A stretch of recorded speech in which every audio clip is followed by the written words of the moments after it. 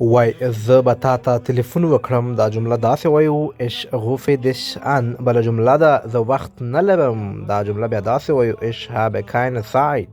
او بیا وایو زه کار لرم دا جمله په الماني ژبه داسې وایو ich habe Arbeit. دوستانو کمنټونه وکړئ لایکونه هم ورکړئ په اکاونټ کې مشکل پیدا شوی ده چې ستاسو لپاره ښې دغسې ویډیوګانې جوړې کړم مننه